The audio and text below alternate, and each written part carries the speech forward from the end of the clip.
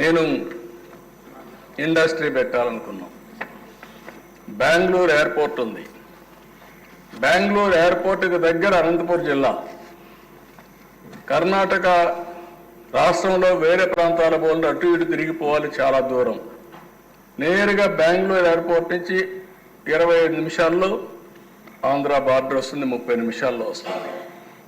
నేను ఆ రోజు కియా మోటార్కి చెప్పాను, మీరు సౌత్ కొరియాకి పోవాలంటే నేరుగా అనంతపురం ఎయిర్పోర్ట్ ఉంది బెంగళూరులో, రావచ్చు పోవచ్చు అంటే నీళ్లు ఎక్కడున్నాయన్నారు.